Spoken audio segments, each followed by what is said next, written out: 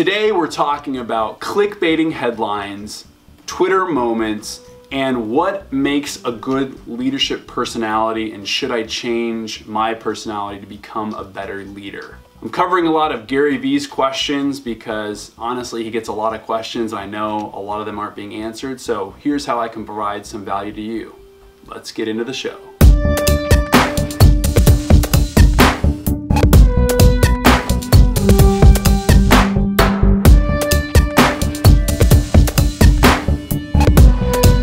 Brad asks, I'm an aggressive introvert like Steve Wozniak who hustles hard. Do I need to be or find my Steve Jobs or my Gary Vee to win?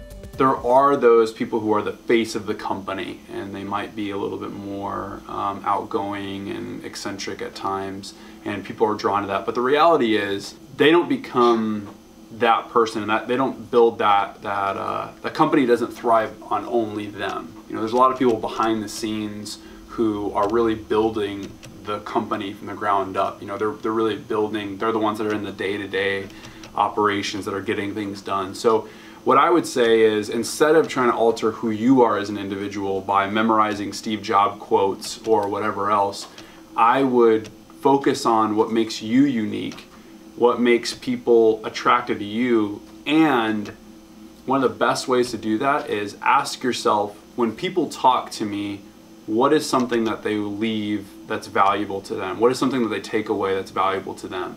So basically, what are they getting out of a relationship with me?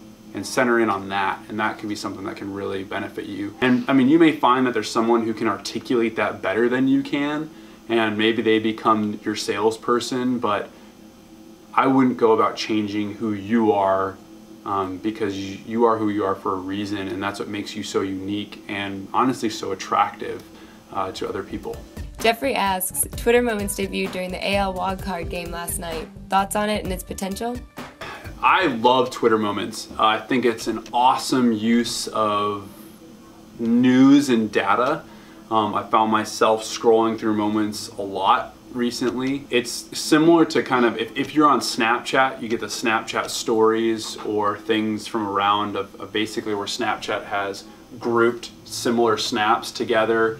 And one I viewed was like a day in Dubai, and basically it started with snaps that were taken in the morning, and it went all the way through the whole day, all the way through to snaps that were taken in the evening. And it was, not only was it super entertaining, but it was also really useful to me. I mean, I was able to get all these different perspectives of Dubai from all these different people, you know. Moments, I think, is gonna continue to rise in popularity. Some of the cool things are when people actually start contributing a lot more. Right now, moments are really for the top brands or the top news producing organizations. You know, top photographers are getting featured a lot, top videographers. So as that continues, it'll be really cool to be able to view news right in Twitter without having to click through to a link.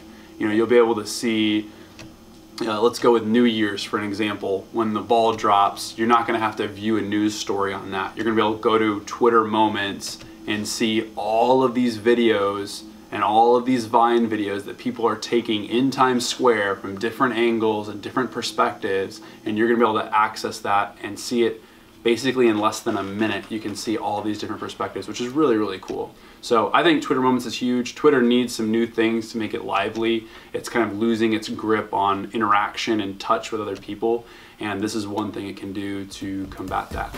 B. Lloyd asks, do you think clickbait headlines will die out? People say they hate it, but still click. So, clickbait headlines. A good example of this is there's a trending YouTube video out there.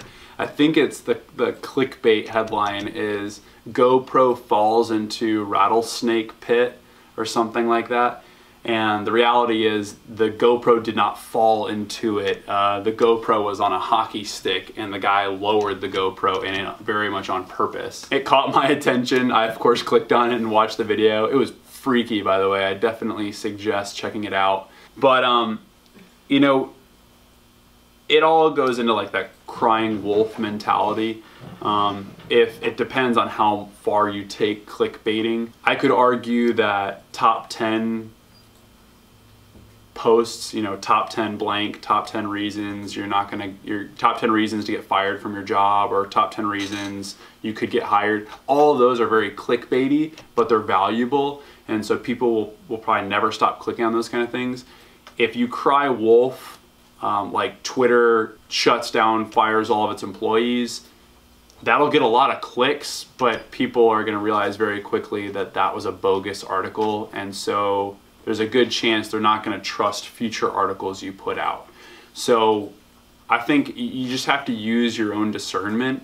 To answer the question specifically, no, they're not going to die out.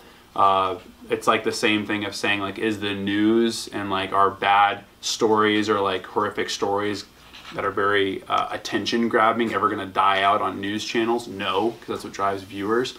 But the more that people kind of deviate from the actual content they're producing, the content that they're actually providing, the less valuable that content is, and the more clickbaity the headline is, that publication will suffer and people will lose trust, and that will cause that publication to die out. But the overall tactic of clickbaiting headlines will not.